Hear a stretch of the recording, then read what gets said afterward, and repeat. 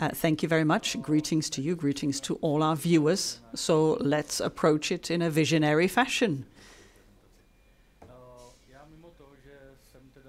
Aside from being the commercial director of the Czech Association of Artificial Intelligence and chairman of the board, I have been fascinated by what we see as a norm, and I would like to focus more on the fact that AI isn't really the future, but our present, and that it already acts in our society. When I was preparing the presentation, I was thinking I would maybe be facing 200, 100 viewers. Then I realized it's online, but I do have a question for our listeners. What is the one technology that you would see as the most influential in the past century? And please don't say AI. Feel free to answer my question. I will also answer for myself. For me, it was, let's say, smartphones and mobile apps. I think that was, of all the things that you could name, for me, this was the most revolutionary aspect of education. People stopped arguing in pubs as to what this means or what that means and just whipped out their smartphone and Googled it. You can see things getting faster and faster, and and AI will change education faster than ever before. And the principle of education itself. I've looked a little bit at the history of AI. We are at a university after all. I will just take it briefly. But perhaps if you are not so acquainted with the history of AI, let's bring us all up to speed.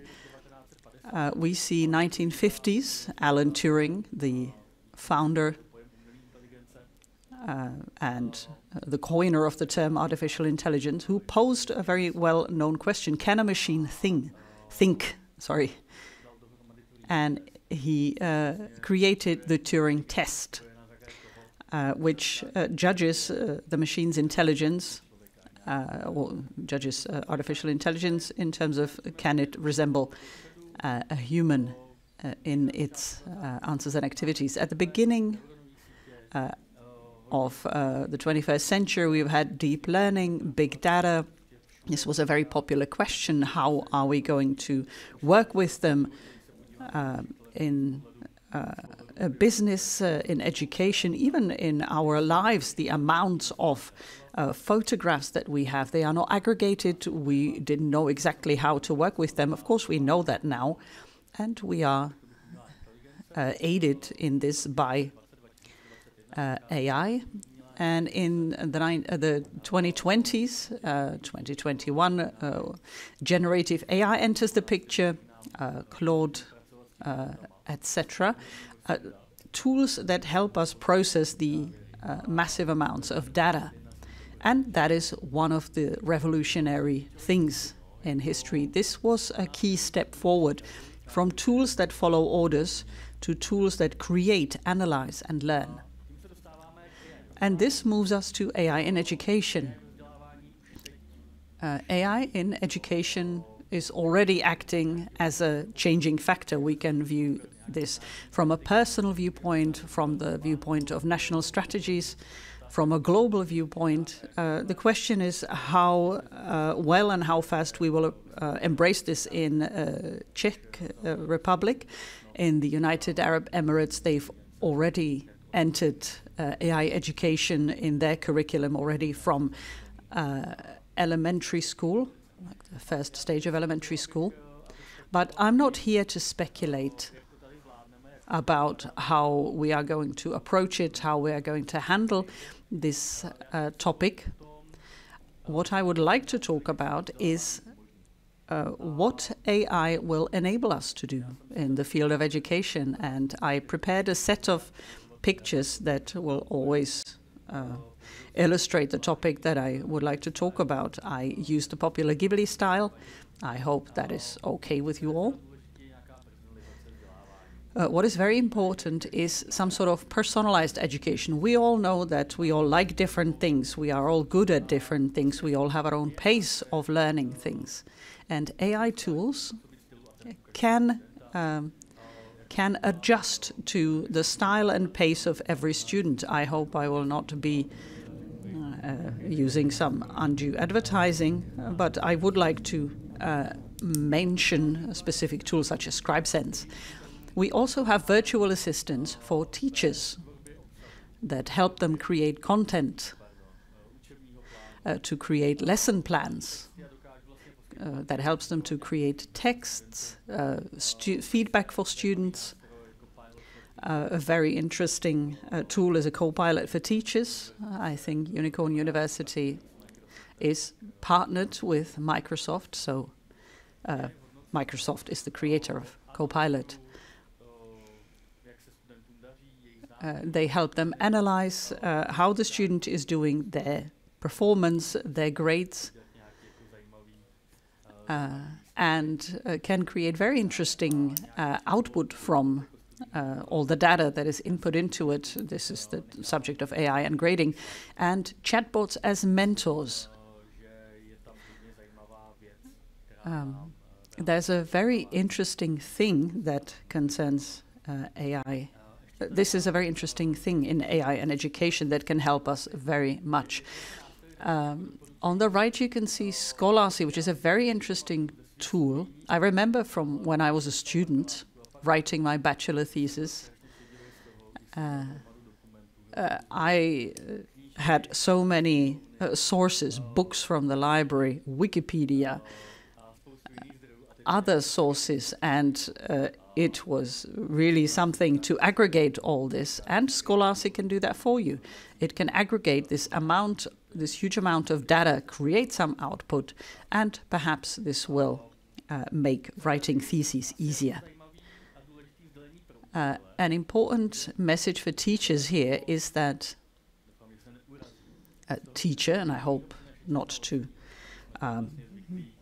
offend anybody, but a teacher moves from this a provider of knowledge to be memorized. They become curators of education. They become their students' coaches and their guide on their path through knowledge and education. And these are the tools that enable them to do this. And this is what I see as the main transition and change. AI as a educational and career advisor. This is a very interesting topic, both for students looking for a high school and for students looking for a university, deciding where they want to take their life, where they want to go. Do you know when you're 14, 15 what you would like to do, what school you would like to study? Some people do, I didn't. But what if you had a buddy that could advise you in this? We can look at it from a sociological or familial viewpoint. Not all parents have all the knowledge or even are willing to guide their children like this, and these children are then in a worse position compared to others. But we can have a buddy that you can tell, okay, I like to do sports, I'm good at English, I'm good with computers, I would like to study somewhere else than in my hometown. And the buddy could advise them in what high school they could try for. This is a very general request. You can just write it into ChatGPT, and it would give you some sort of an answer. But it's better if you have a trained tool. ChatGPT or some model of generative AI could help me. They can maybe prepare what visiting days or open days I can use and visit various schools. But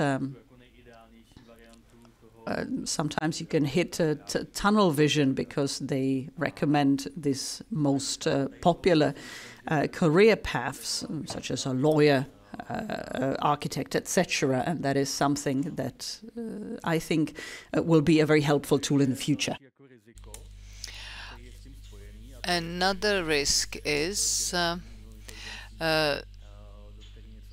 if risk concerning any AI into which you put any input is sensitive data. I would probably take an advice before doing that. We live in the era when our identity can be stolen from us. We can be used for any kind of fake messages, fake news, and that very much concerns the atmosphere in the society. Well, tips.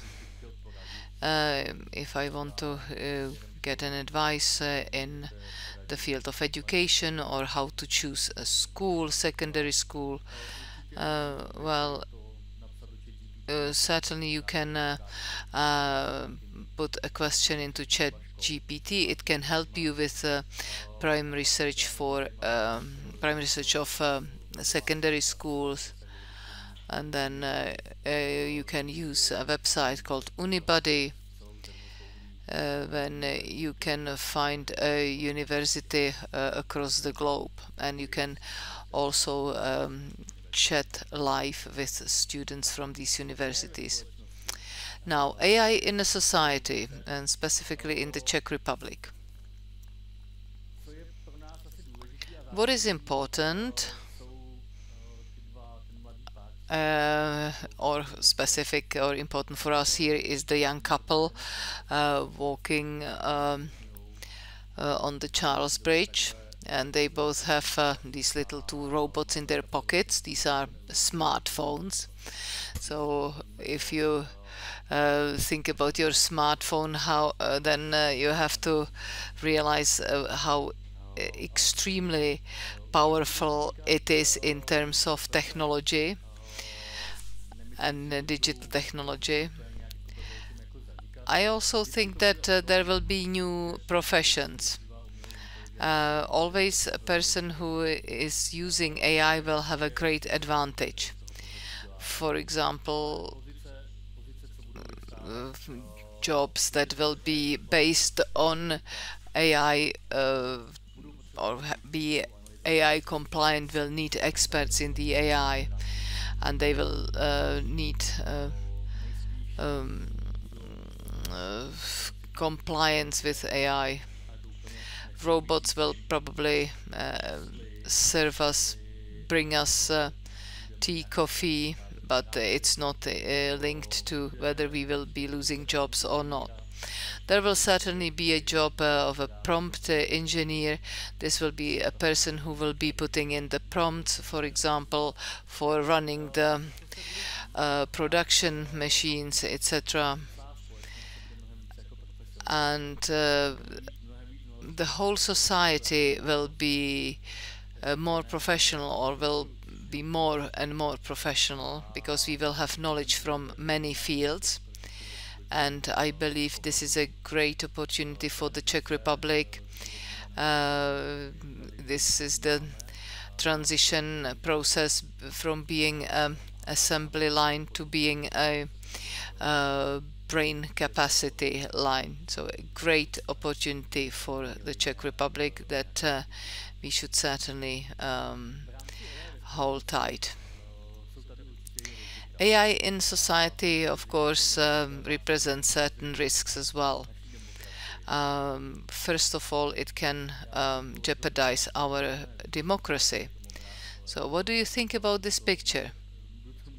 This is a question to my audience. Are these fake news and deep fakes? So fake news, this is the person in the left part of the picture, and if this is not dealt with from the social and political angle, then it will represent a big risk for our democracy and the democracy of this state. And then the whole process of education, AI education, this is something that should be conceptually used by the whole society. we should not have regions which will be educated in technologies and in AI, and then regions which will be excluded from this education. And then we are talking about another topic, a topic called virtual or technological dictatorship, that we will have a society which will be economically viable and working society, but then we'll have part of society which will be excluded from technologically more demanding jobs because they will not have a chance to get the education. So that's very important to underpin it from the perspective of concepts of AI. I think I still have plenty of time, but I basically said all I wanted to say. So a bit of contemplation at the end of my speech. How do we deal with AI? How do we grab it in our hands?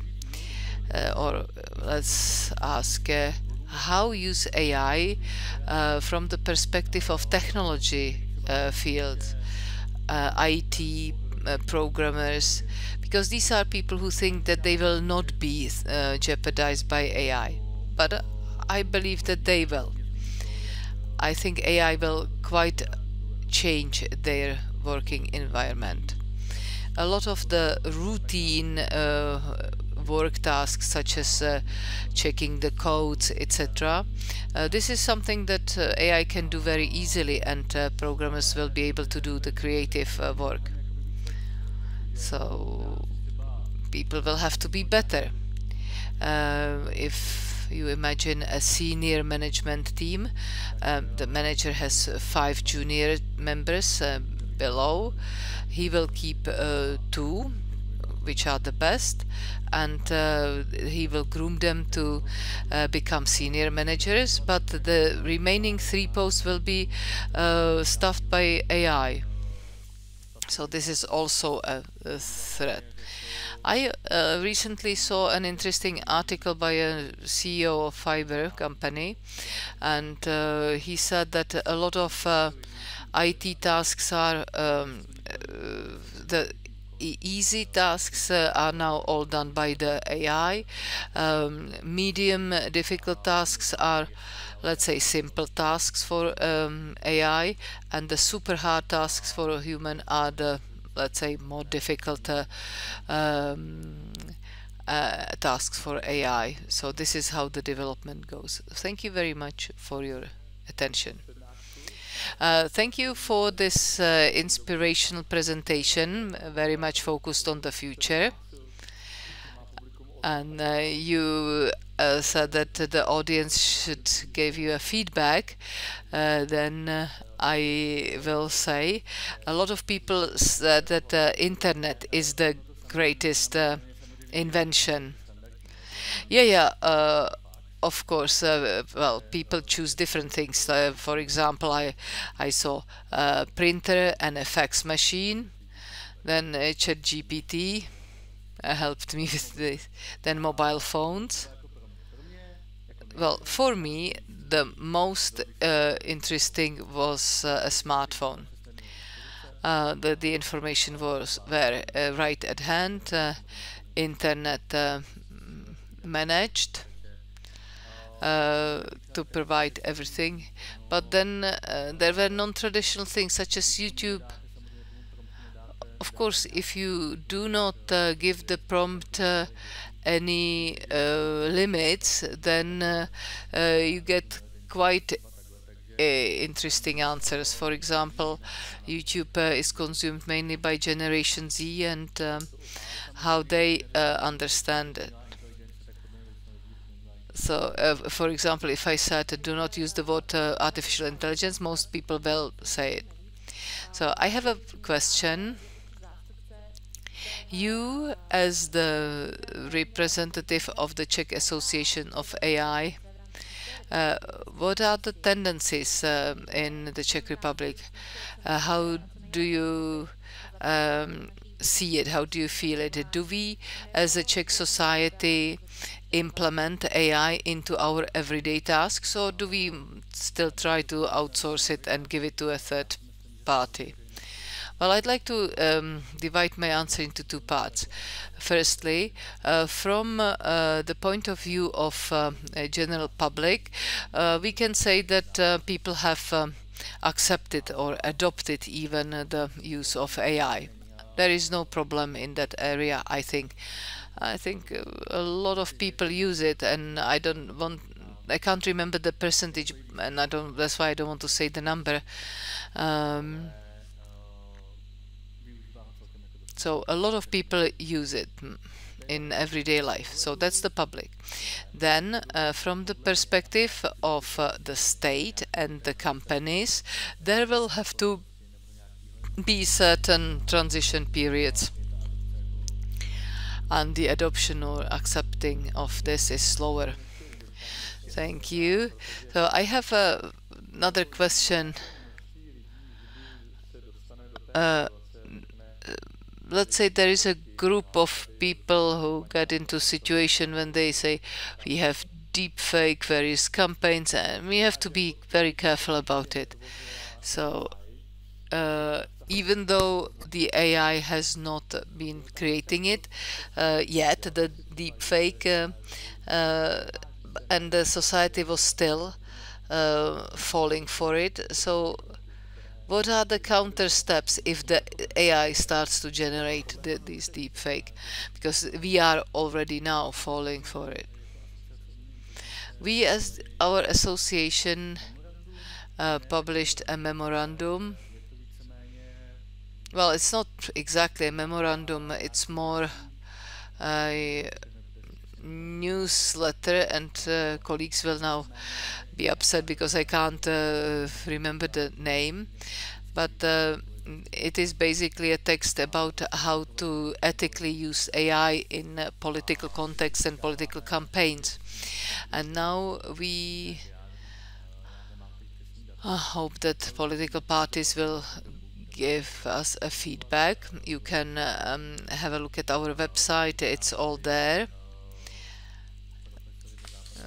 We created it together with professors from the West Bohemian University. So this is how we fight it, or well, fight it. This is how we try to deal with it. On the other hand, we still have a lot of use of AI.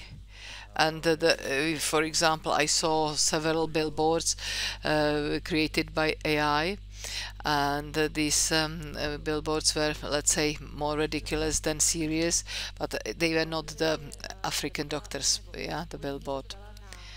Well, originally I asked how you see the tendencies in the Czech Republic, but during your presentation you mentioned that there are discrepancies between groups of people in the society. We have a group which is on the edge of a society, is not informed about it, and the other is. Can you tell us what it looks like, this situation, this discrepancy, in the international context? How would you compare the Czech Republic to other countries? How do you see the situation? When we compare it with countries such as Singapore, UAE, or others who have published their strategy not long time ago, or China, where there are huge investments into education. So we are at the beginning, right at the beginning. And there are interesting initiatives, interesting companies and startups which train the teachers, prepare tools for the use of children. Yeah, so these are great initiatives, but we still have to make sure that we get the Ministry of Education engaged, that there will be a certain long-term national plan, that it will not be an individual initiative or some kind of memorandum, but it has to be an action plan which will be clearly defined, and we have to meet the criteria of this plan. Thank you very much for your inspirational presentation. We wish you a very nice afternoon.